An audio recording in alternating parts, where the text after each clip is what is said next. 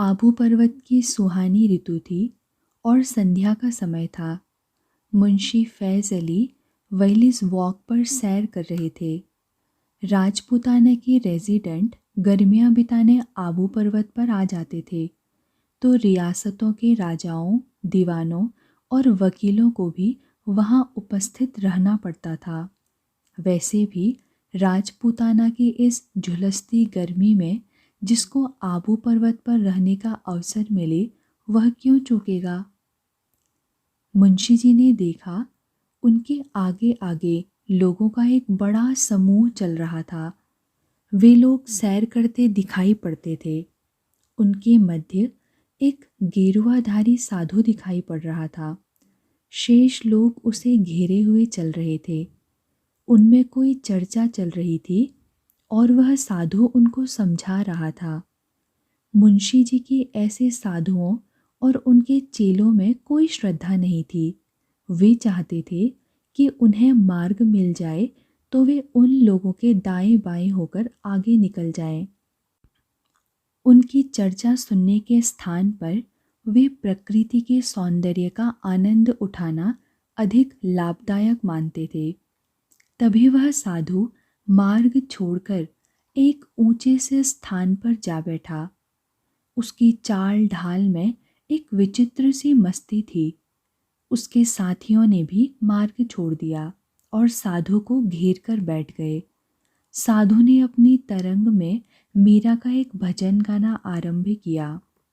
माई री मैं तो गोविंद लीनो मोल, कोई कहे सस्ता कोई कहे महंगा, मैं तो लीन तराजू तौल। साधु का स्वर बहुत मीठा था और संगीत पर उसकी पकड़ भी अच्छी लग रही थी। मुंशी जी के पांव रुक गए। उन्होंने देखा, राह चलते अनेक लोग रुक गए थे। रुकने वालों में कितने तो विदेशी पर्यटक भी थे। साधु ने वह भजन पूरा किया और दूसरा आरंभ कर दिया। उनका कार्यक्रम लंबा लगता था, पर मुंशी जी इच्छा होने पर भी संगीत की समाप्ति तक रुक नहीं सकते थे। उन्हें समय से अपने स्थान पर वापस पहुंचना था। अपनी सैर पूरी कर वे किशनगढ़ कोठी में पहुंच तो गए, किंतु उन्हें लगता था कि साधु का वह मीठा स्वर निरंतर उनका पीछा करता रहा था और अब भी कर रहा था। अच्छा होता वे रुक जाते और भजन सुनकर ही आते। आज के काम कल भी हो सकते थे, पर वह साधु और उसका संगीत फिर मिले ना मिले। कई दिनों तक सैर के समय उनकी दृष्टि अनायास उस साधु को ढूंढती रही। जब यह साधु इतना अच्छा गा सकता है, तो सड़कों पर इस प्रकार मारा मारा क्यों फिर रहा है। किसी राजा रईस के आश्रम में चला जाए तो मालामाल हो जाएगा। उनके मन में आया कि वे उसे खोज निकालें और उसे यह परामर्श दें। हो सकता है कि वह किसी ऐसे ही आश्रय की खोज में आबू पर्वत आया हो, पर वह उन्हें मिले तब ना। उस दिन शाम का झुटपुटा हो गया था। मुंशी जी नक्की झील की ओर निकल आए थे। दिन के समय यहाँ भीड़ होती थी, किंतु इस समय अधिकांश लोग सूर्यास्त देखने के लिए सुनिश्चित स्थानों पर चले जाते थे और राजा महाराजा तथा अमीर उमरा लोग अपनी सांध्यकालीन व्यस्तता में खो जाते थे। सड़कें सूनी हो जाती थीं। मुंशी फैज़ अली स्वयं भी अनेक बार सूर्यास्त देख चुके थे और संध्या समय बोतल खोलकर बैठ जाने की उनको आदत नहीं थी, इसलिए टहलने के लिए निकल आते थे। सहसा उनकी दृष्टि एक बेंच पर बैठे उस साधु पर पड़ी। आज वह अकेला था और पूरी तरह से मौन था। वह चुपचाप बैठा पानी को घोर रहा था। इस पहाड़ पर यह एकांतवासी साधु क्या कर रहा है। मुंशी जी का मन हुआ कि उससे पूछें, पर क्या उनको यह अधिकार था कि वे किसी से पूछें कि वह आबू पर्वत पर क्या कर रहा है। कोई भी कहीं आने जाने और रहने को स्वतंत्र था। कोई उनसे ही पूछे कि वे यहाँ क्या कर रहे हैं तो वे क्या उत्तर देंगे। हाँ, किशनगढ़ की बात और थी। वहाँ वे महाराज के वकील थे, किसी भी आदमी को तलब कर सकते थे, किसी से भी कारण पूछ सकते थे, किसी से भी जिरह कर सकते थे। फिर भी उनका मन हुआ कि वे उस साधु से बात करें, न हो तो उसको थोड़ा छेड़ें। यदि वे जाकर उसके पास बैठ जाएं, तो क्या करेगा वह? संभवतः एक मुसलमान को अपने साथ सटकर बैठते देख बिगड़ उठे या उठकर चला ही जाए। उनकी दाढ़ी, टोपी और पजामा अचकन को देखकर कोई भी जान सकता था कि वे मुसलमान हैं। वे साधु को भ्रम में नहीं रख सकते थे। जब रुक नहीं सके तो जाकर उस बेंच के पास खड़े हो गए जिस पर साधु बैठा हुआ था, पर साधु ने आंखें उठाकर उनकी ओर देखा भी नहीं। बन रहा है, फैज़ अली ने मन ही मन सोचा। देखता हूँ कब तक बनता है। वे उसके साथ लगभग सट कर बैठ गए। साधु थोड़ा खिसक गया, उनसे दूर होने के लिए नहीं, उन्हें बैठने का स्थान देने के लिए। उसके खिसकने में घृणा नहीं, स्वागत का भाव था। अस्सलाम वालेकुम, फैज़ अली बोले। साधु ने पहली बार उनकी ओर देखा। दाढ़ी मूछ वाला एक लंबा सा व्यक्ति तंग पाजामा, अचकन और टोपी पहने उनके साथ बैठा हुआ था। प्रभु तुम्हारा कल्याण करे, साधु ने अपना हाथ उठाकर आशीर्वाद दिया। फैज़ अली ने ध्यान दिया कि उनके मुसलमान होने के कारण साधु के व्यवहार में कोई अंतर नहीं आया था। वह उन्हें उसी प्रकार आशीर्वाद दे रहा था जैसे किसी हिंदू को देता, पर उन आँखों में जो आकर्षण था वह मुंशी फैज़ अली से छिपा नहीं रह सका। ये आँखें वे उस दिन देख नहीं पाए थे। ये किसी साधारण व्यक्ति की आँखें नहीं थी। साधु फकीर अपनी छुट्टियां मनाने पहाड़ों पर कब से आने लगे? मुंशी फैज़ अली ने साधु को छेड़ा। साधु फकीर छुट्टियां मनाने पहाड़ों पर नहीं आते। वे तो आदिकाल से अपना काम पहाड़ों पर ही करते हैं। तपस्या और साधना उनका काम है, सन्यासी ने कहा। गृहस्थों ने तो अंग्रेजों की नकल में पहाड़ों पर आना शुरू किया है, पर उनमें से अभी तक कोई कैलाश पर्वत पर जाकर नहीं बैठा है। बहुत हुआ तो आबू तक आ गए। फैज़ अली स्तब्ध रह गए। कैसी महत्वपूर्ण बात कही है साधु ने। हाँ, हिंदुओं के यहाँ तो ऐसा ही है। वे कुछ और नहीं सोच सके। क्यों, मूसा नहीं गए थे कोहितूर पर? साधु मुस्कुरा रहा था। तो यह मूसा और कोहितूर के विषय में भी जानता है। मुंशी ने सोचा, साधारण हिंदू तो इन नामों को भी नहीं जानते, इस घटना के विषय में कैसे जानेंगे? आप यहाँ कैसे आए हैं? किसी साहब बहादुर की शरण में हैं? साधु ने पूछा। नहीं, मैं किशनगढ़ के महाराज का वकील हूँ, फैज़ अली। उन्हीं के हुक्म पर यहाँ ठहरा हुआ हूँ।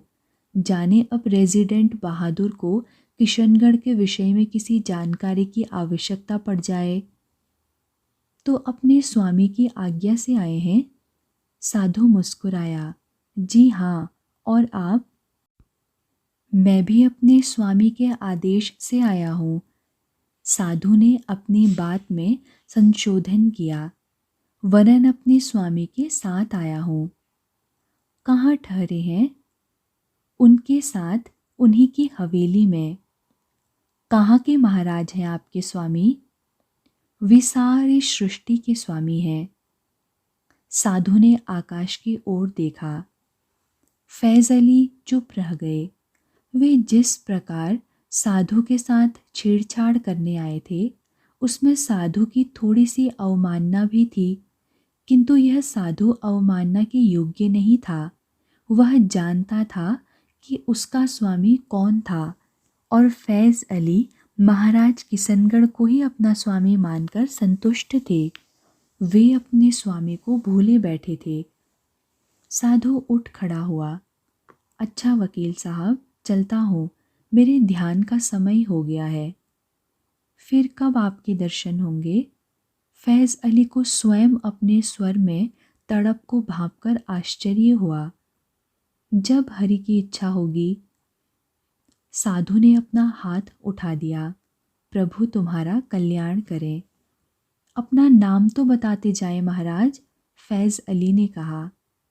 साधु का क्या नाम, नाम तो एक ही है, राम का। साधु ने बिना मुड़े कहा। वैसे आप अपनी सुविधा के लिए मुझे विविदिशानंद कह सकते हैं। फैज़ अली खड़े सोचते ही रहे कि पूछें कौन सा आनंद, पर साधु ने उन्हें पूछने का समय ही नहीं दिया। फैज़ अली भी चल पड़े।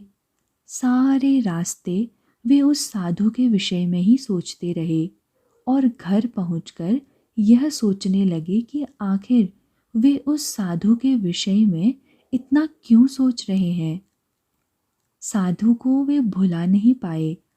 उससे जितनी भी संक्षिप्त बातचीत हुई थी वह साधारण नहीं थी।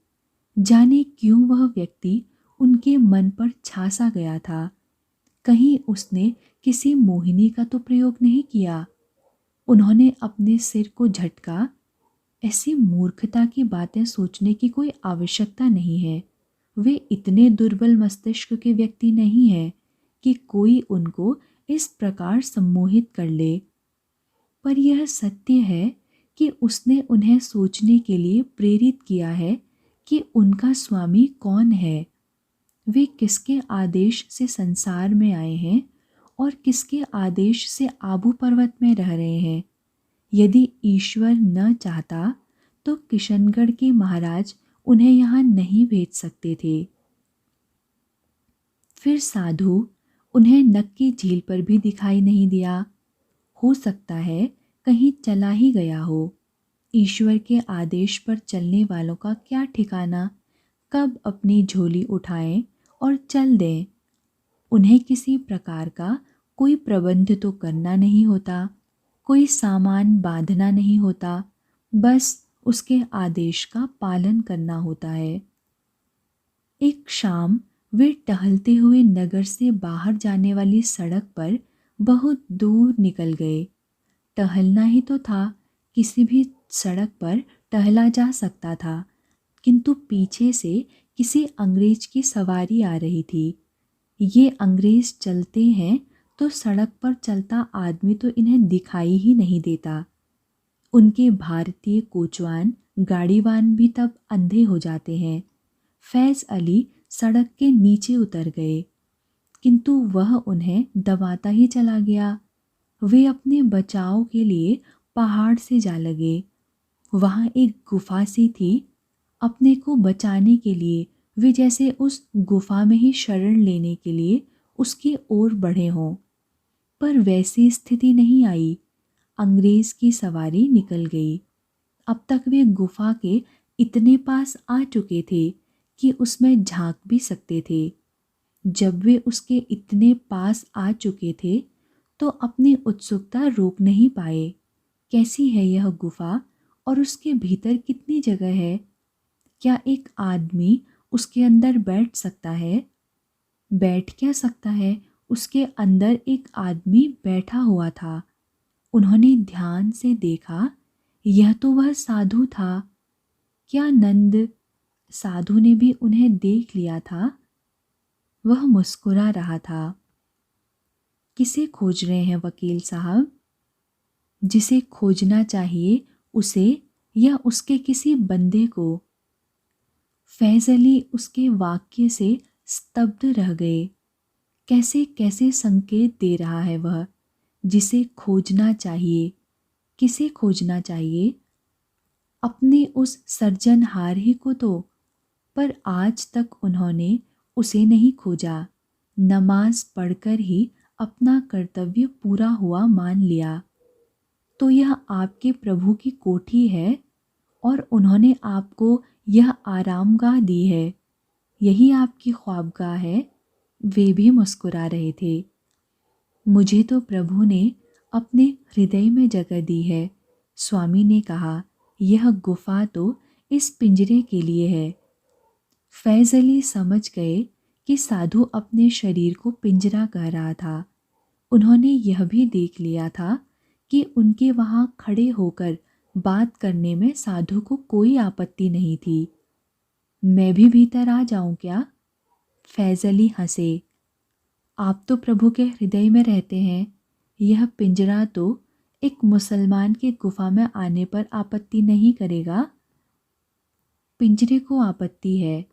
वह कहता है कि क्या आप कभी भूल नहीं सकते कि आप मुसलमान हैं और मैं हिंदू हूँ? ओ, फैज़ अली प्रयत्नपूर्वक गुफा में प्रवेश कर गए। वर्षों का अभ्यास है, छूटते छूटते ही छूटेगा। इस रोग को जितनी जल्दी हो सके छोड़ दीजिए। स्वामी जी, फैज़ अली बोले, यह गुफा प्रकृति की बनाई हुई तो लगती नहीं। मेरा भी यही विचार है। प्राकृतिक गुफा को मनुष्य के हाथ ने संवारा है, या तो किसी महात्मा ने अपने लिए इसे कुछ बड़ा किया है, या फिर किसी भक्त ने हम जैसे परिव्राजकों के लिए यह व्यवस्था की है। अच्छा, आपने कहा कि आपको प्रभु ने अपने हृदय में जगह दी है। फैज़ अली बोले, हमने तो आज तक यही सुना था कि मनुष्य को चाहिए कि भगवान को अपने दिल में जगह दे। मनुष्य कौन होता है किसी को कोई जगह देने वाला? स्वामी तड़प कर बोले और फिर शांत हुए। देखिए, भगवान तो प्रत्येक जीव के हृदय में है। बात केवल इतनी सी है कि हमने उसे सांसारिक सुखों की अपनी इच्छाओं के नीचे दबा दिया है। जब वह किसी को अपने हृदय में स्थान देता है तो वह उस पर सांसारिक सुखों का भ्रम खोल देता है, उसे उसकी वास्तविकता समझा देता है, पक्षी और पिंजरे का अंतर स्पष्ट कर देता है। मुंशी जी अंदर तक भीग गए। कैसा साधु है यह, भ्रमों के गुंजलक कैसे खोल देता है। अच्छा, एक बात बताइए स्वामी जी, मुंशी जी बोले। हमें बताया गया है कि अल्लाह एक ही है। यदि वह एक ही है तो फिर सारा संसार उसी ने बनाया होगा। सत्य है। तो फिर इतने प्रकार के मनुष्य क्यों बनाए? हिंदू बनाए, मुसलमान बनाए, ईसाई बनाए, यहूदी बनाए। उन सबको अलग अलग धार्मिक ग्रंथ दिए। एक ही जैसे मनुष्य बनाने में उसे क्या एतराज़ था, ताकि लोग न बढ़ते और न आपस में मतभेद होता, न कोई लड़ाई झगड़ा होता। स्वामी हंस पड़े। कैसी होती वह सृष्टि जिसमें एक ही प्रकार के फूल होते, केवल गुलाब होता। कमल न होता, कमल होता तो गुलाब न होता, गेंदा न होता, मौलश्री न होती, रजनीगंधा का फूल न होता। ओ हाँ, फैज़ अली ने स्वयं ही जोड़ दिया। एक ही सालन होता, एक ही दाल होती, खाने का एक ही स्वाद होता। वह दुनिया तो बड़ी फीकी सी होती।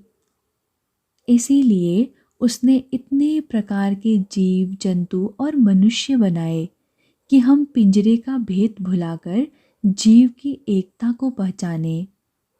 तो फिर इतने प्रकार के मजहब मजहब तो मनुष्य ने बनाए हैं, प्रभु ने तो केवल धर्म बनाया है।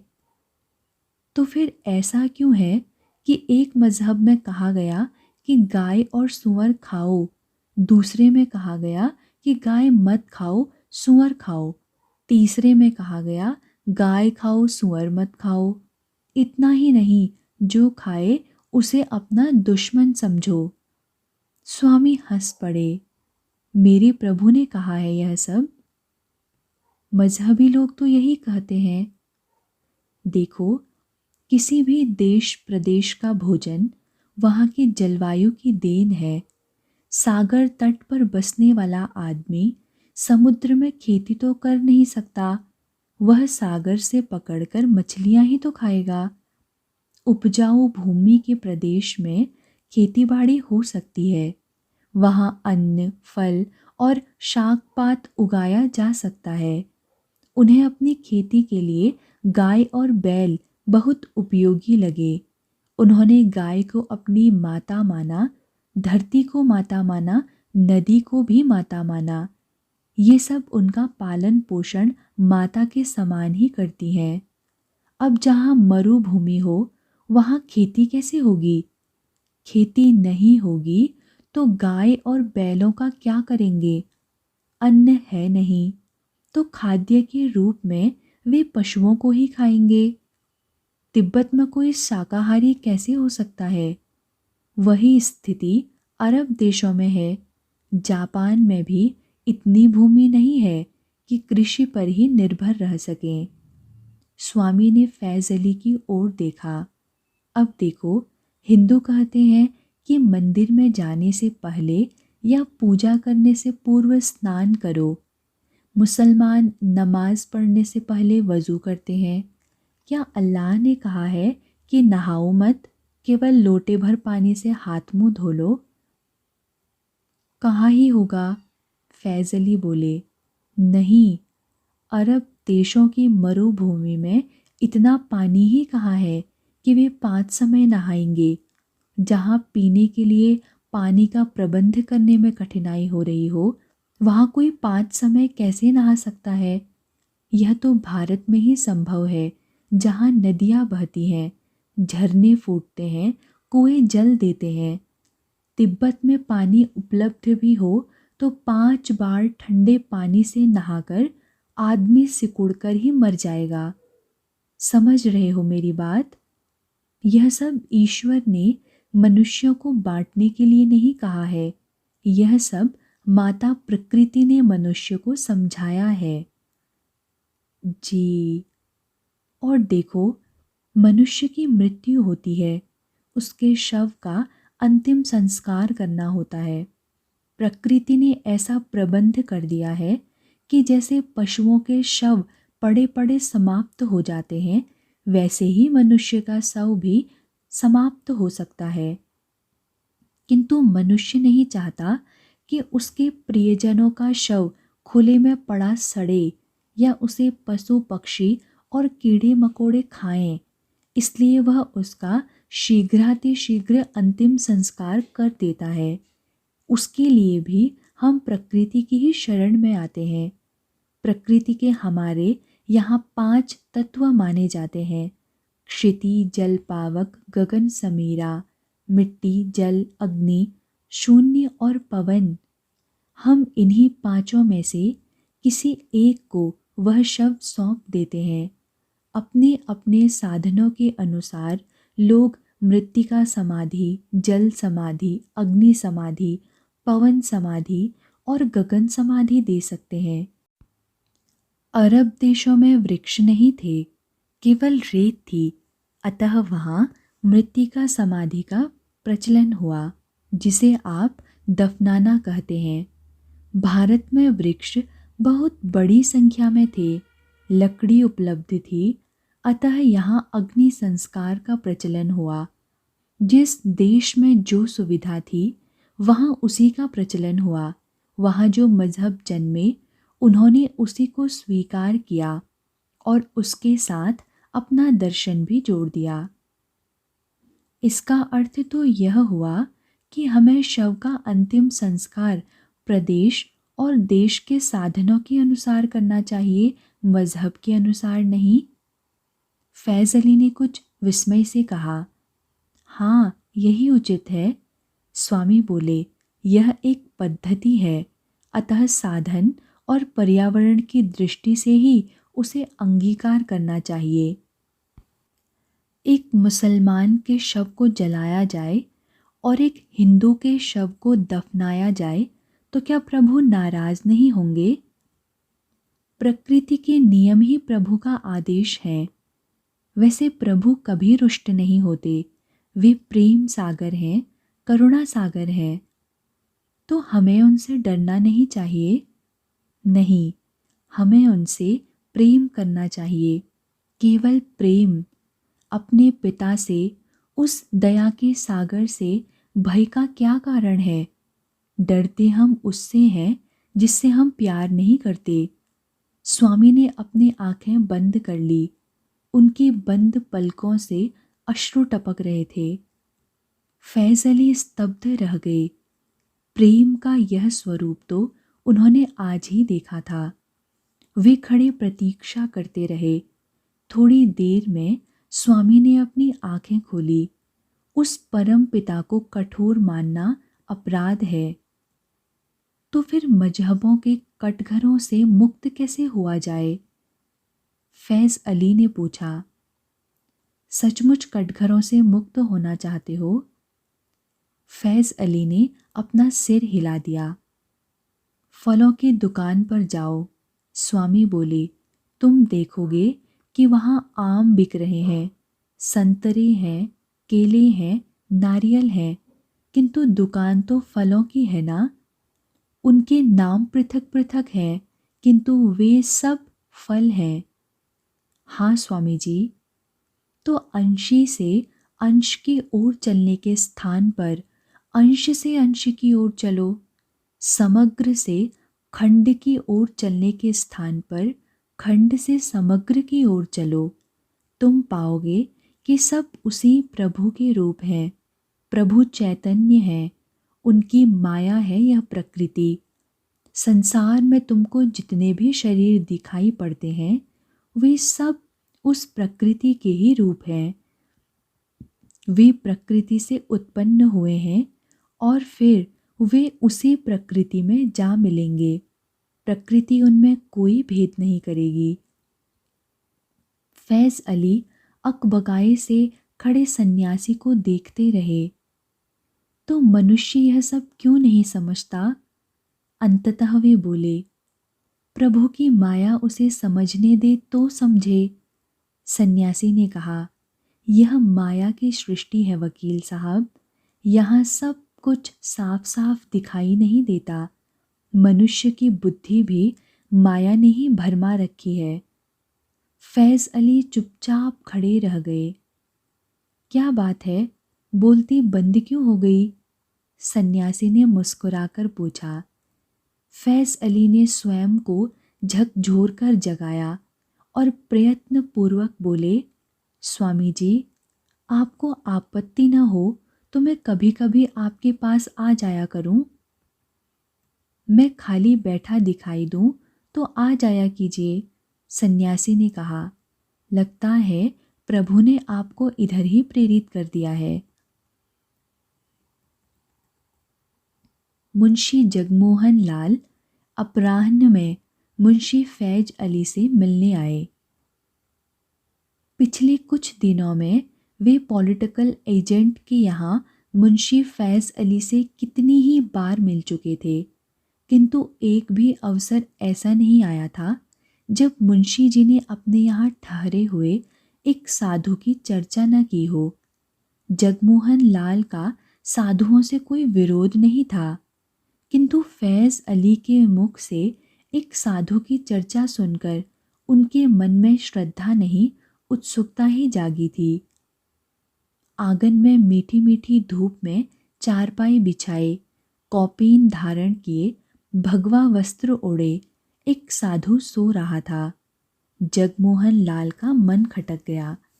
फैज अली इन महाशय के विषय में इतनी बार बता चुके थे, किंतु जगमोहन लाल को जैसे आज तक विश्वास ही नहीं हुआ था। फैज अली के घर में एक हिंदू साधु, जिस निर्द्वंद भाव से वह सो रहा था, उससे तो लगता था कि जैसे यह उसी का घर हो। कैसा होगा वह साधु जो एक मुसलमान के घर में टिका हुआ है, और फैज अली को क्या हो गया है कि वे एक हिंदू साधु को अपने घर में सुलाए हुए हैं। तत्काल ही उनके मन में दो तीन बातें आई। हो सकता है यह साधु ना हो, कोई बहरूपिया हो। फैज अली साधुओं के विषय में जानते ही क्या हैं। या फिर यह भी संभव है कि महाराज किशनगढ़ ने इस साधु को यहाँ ठहरने की अनुमति दी हो और यह फैज़ अली की मजबूरी हो। यह फैज़ अली का अपना मकान तो है नहीं, महाराज किशनगढ़ की हवेली है, किशनगढ़ कोठी। उसमें किशनगढ़ महाराज की अनुमति से कोई भी ठहर सकता है।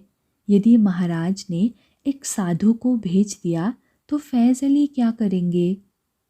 अब वह साधु वहाँ कौपीन पहनकर सोए या अंग्रेजों के समान सूट डालकर, उसने यह भी विचार नहीं किया कि यहाँ रजवाड़ों से संबंधित लोग आते हैं।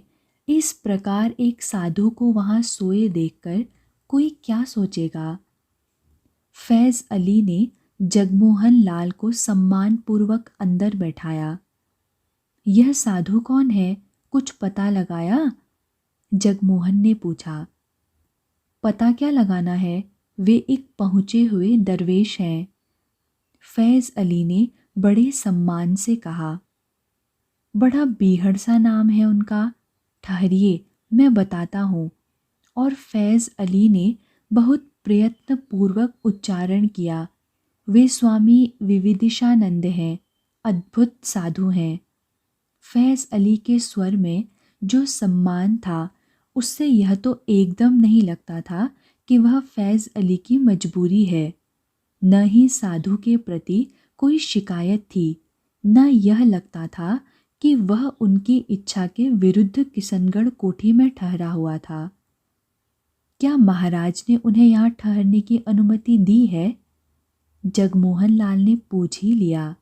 नहीं तो महाराज को तो उनके विषय में कोई सूचना ही नहीं है, वे मेरे निमंत्रण पर ही यहाँ आए हैं। वकील साहब, जगमोहन लाल ने गंभीर स्वर में कहा, आप जानते हैं कि जमाना कैसा जा रहा है। उस पर भी आपने एक अपरिचित साधु को महाराज की हवेली में ठहरा लिया है। आप नहीं जानते कि क्या कितने चोर उचक्के साधुओं के वेश बनाए घूमते हैं। ये उनमें से नहीं है, फैज़ अली ने दृढ़तापूर्वक कहा। वे जागेंगे तो मैं आपका उनसे परिचय करा दूंगा। कोई सच्चा साधु दिन में इस प्रकार नहीं सोता, जगमोहन लाल बोले। जानता हूँ, पर ये बंगाल के रहने वाले हैं। समय मिले तो वहाँ दोपहर के पश्चात थोड़ा विश्राम करने का प्रचलन है। कभी कभी एक आध झपकी भी ले लेते हैं, किंतु इनकी सच्चाई में मुझे तनिक भी संदेह नहीं है। और साधुओं, पीरों, फकीरों के आचरण पर टिप्पणी करने का मुझे कोई अधिकार नहीं है। फैज़ अली अपने स्थान से टस से मस नहीं हुए। आपको ये सज्जन कहाँ टकरा गए? पहले तो उन्हें एक आध बार सड़क पर अपने प्रशंसकों से घिरे हुए देखा था। फिर एक बार मैंने उन्हें नक्की झील पर अकेले बैठे देखकर छेड़छाड़ की। अंततः मैंने वह गुफा खोज निकाली जिसमें वे ठहरे हुए थे। मैंने क्या खोज निकाली, अल्लाह ने ही मुझे वहाँ भेज दिया। गुफा? जी, वे पहाड़ की एक गुफा में रहकर तपस्या कर रहे थे, चंपा गुफा में। मैं स्वयं वहाँ जाकर कई बार उनसे मिला, उनसे अल्लाह की चर्चा की। मैं उनसे बहुत प्रभावित हुआ, समझिए कि उनका मुरीद हो गया। भय यही था कि वे हिंदू थे और मैं मुसलमान। वे मुझे मुसलमान जानकर दुत्कार भी सकते थे या फिर हिंदू हो जाने को कह सकते थे, पर उन्होंने उन दोनों में से कुछ भी नहीं किया। तो इसी कारण आप उनके मुरीद हो गए। जगमोहन लाल के स्वर में उपहास था। नहीं, यही एकमात्र कारण नहीं था, फैज़ अली बोले। वे जिस प्रकार प्रभु की चर्चा करते थे उससे मेरे मन में भी एक प्रकार का उल्लास जागता था। मेरा ज्ञान बढ़ता था और भक्ति में वृद्धि होती थी। लगता था उन्होंने ईश्वर के साक्षात दर्शन किए हैं, जैसे ईश्वर उनके सम्मुख खड़े हों।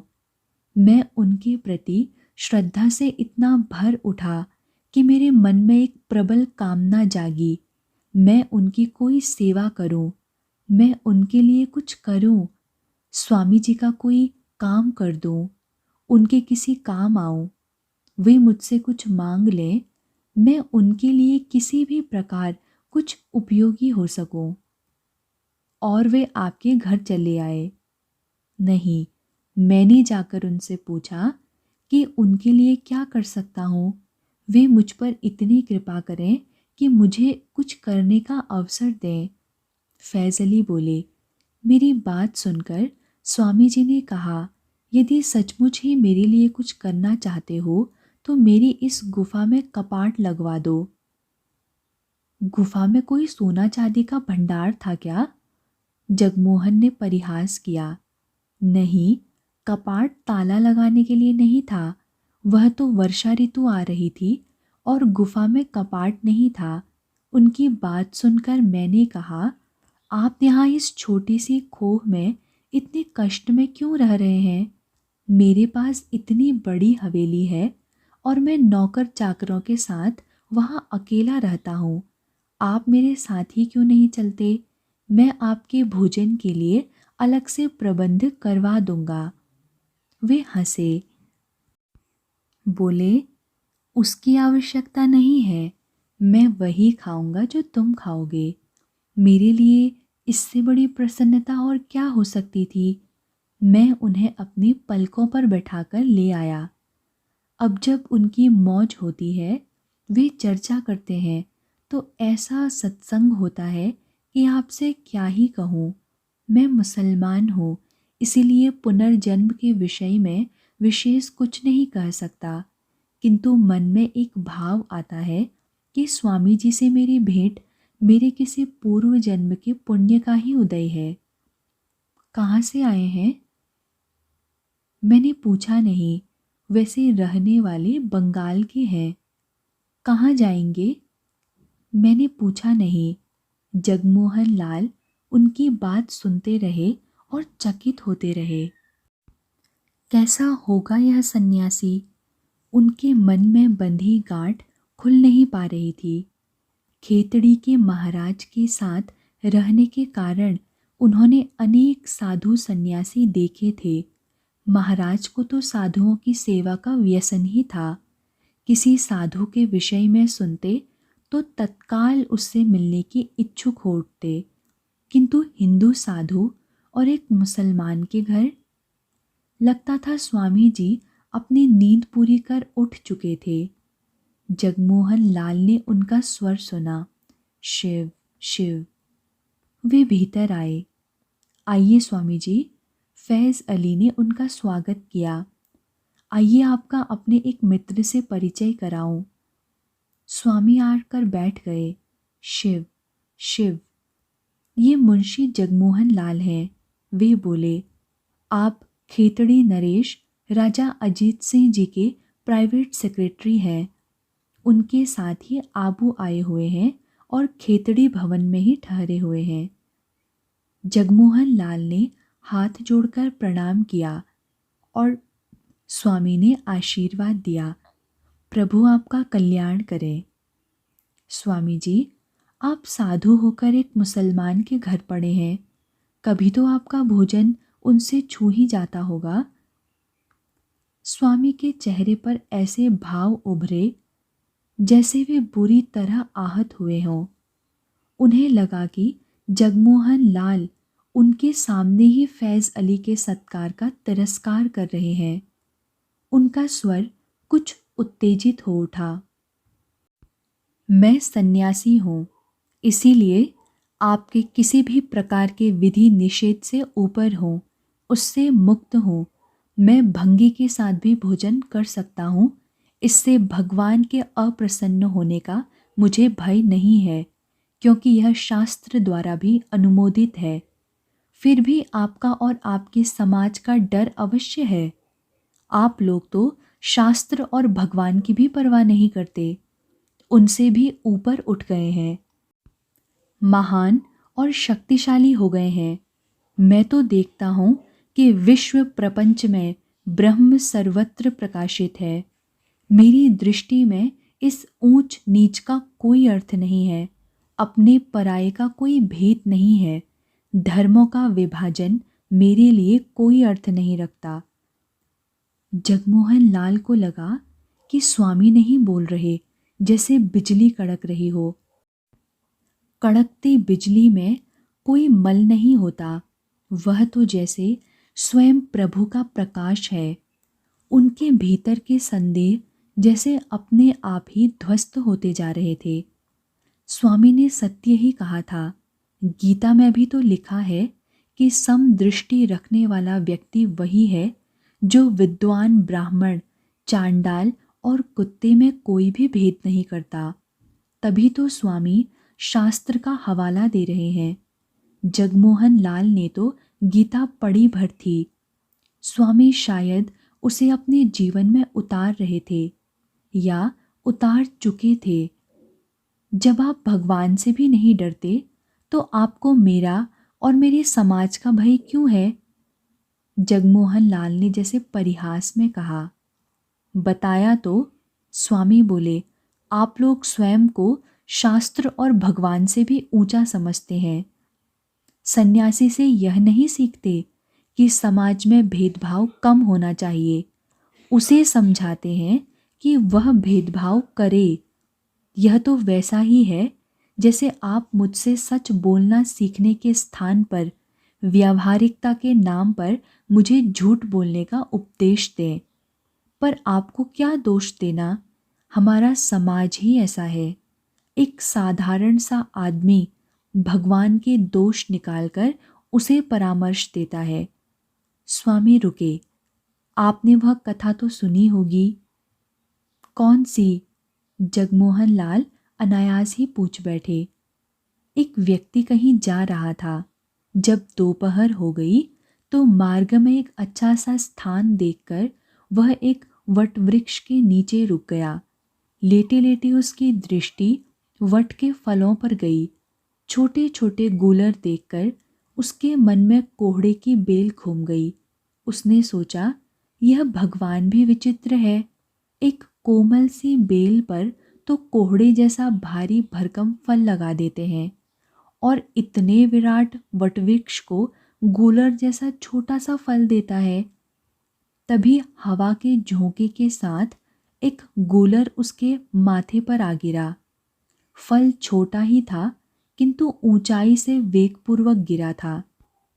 उस व्यक्ति के माथे पर ऐसी चोट लगी जैसे किसी ने जोर से चांटा मारा हो। उसका सिर घूम गया। वह अपना माथा सहलाता रहा और सोचता रहा, यदि कहीं भगवान ने वटवृक्ष पर कोहड़ा उगाया होता तो उसके सिर के टुकड़े हो गए होते। आप ठीक कहते हैं स्वामी जी। जगमोहन लाल हंसे।